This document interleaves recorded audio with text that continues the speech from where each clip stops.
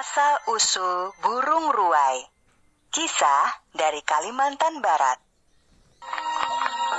Pada zaman dahulu kala, terdapat sebuah kerajaan kecil. Kerajaan tersebut terletak di antara Gunung Ruai dan Gunung Bawang. Kerajaan kecil tersebut dipimpin oleh raja yang arif dan bijaksana. Sang raja memiliki 7 orang putri. Tapi sayangnya, istri sang raja telah lama meninggal dunia semenjak putri bungsunya masih kecil. Putri pertama hingga ke-6 ternyata memiliki sifat pemalas dan suka membantah ayahnya. Berbeda dengan ke-6 kakaknya, putri bungsu menjadi anak yang rajin dan berbakti pada orang tua.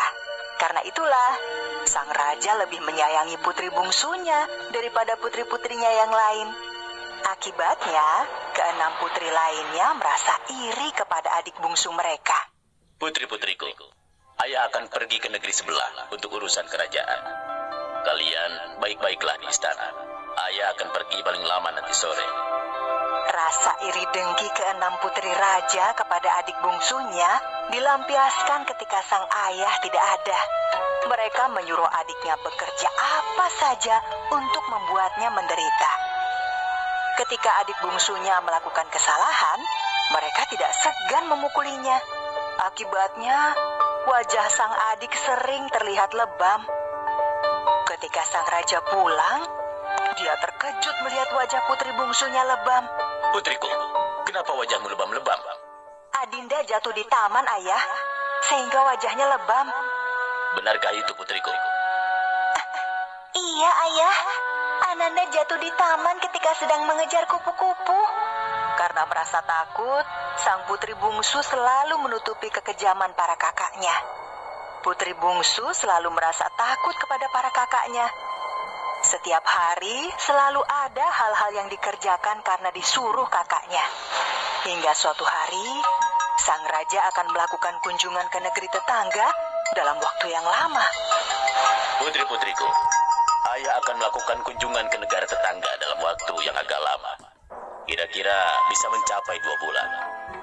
Maka dari itu, semua urusan kerajaan akan ayah serahkan kepada si bungsu. Selama ayah pergi, si bungsu akan memegang kekuasaan di kerajaan kita ini. Kalian semua harus mematuhi semua apa yang dikatakan oleh si bungsu. Kebencian para kakak si bungsu semakin menjadi-jadi. Rasa iri semakin memuncak. Setelah ayah mereka berangkat, mereka pun merencanakan hal yang jahat untuk mencelakakan si bungsu. Aku tahu sebuah gua batu yang tidak memiliki ujung. Gua batu itu terletak di kaki Gunung Ruai dan memiliki sungai kecil yang banyak ikannya. Kita ajak saja si bungsu ke gua itu dan kita tinggalkan di sana. Keesokan harinya, putri bungsu diajak oleh ke-6 kakaknya pergi ke gua batu. Si bungsu merasa senang karena mengira para kakaknya sudah berubah menjadi baik terhadapnya. Adinda, masuklah terlebih dahulu ke dalam gua untuk mencari ikan. Nanti kami akan menyusulmu. Tanpa banyak bertanya, si bungsu pun masuk ke dalam gua batu. Ke-6 kakaknya melihat dari belakang. Putri bungsu yang tidak berburuk sangka kepada kakak-kakaknya pun terus berjalan ke dalam gua. Dia mengira para kakaknya pun akan menyusulnya. Sedangkan kakak-kakak si bungsu justru kembali ke istana.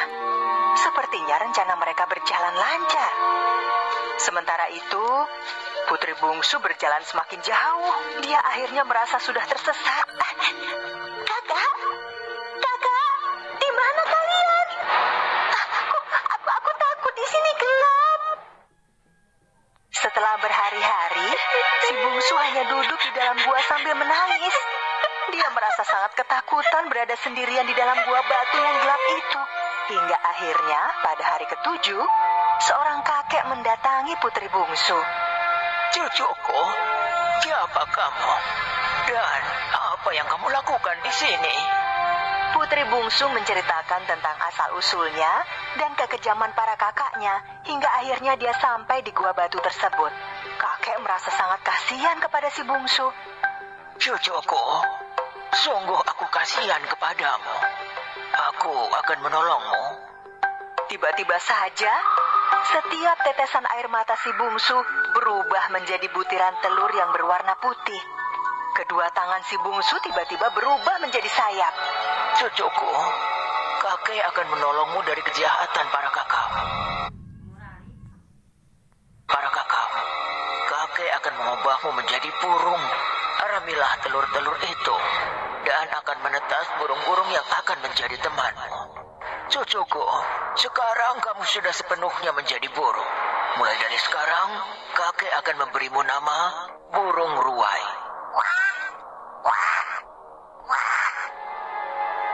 Setelah mengubah putri bungsu menjadi burung, sang kakek segera menghilang. Seperti pesan kakek, burung ruai mengerami telur-telur berwarna putih itu. 40 hari kemudian, telur-telur tersebut menetas menjadi burung-burung ruai kecil. Putri bungsu yang sudah berubah menjadi burung ruai pun terbang keluar dari gua batu. Bersama teman-temannya yang baru saja menetas, burung ruai terbang menuju istana. Burung-burung ruai bertengger di atas pohon. Mereka menyaksikan sang raja menghukum keenam putrinya karena telah membuang si bungsu.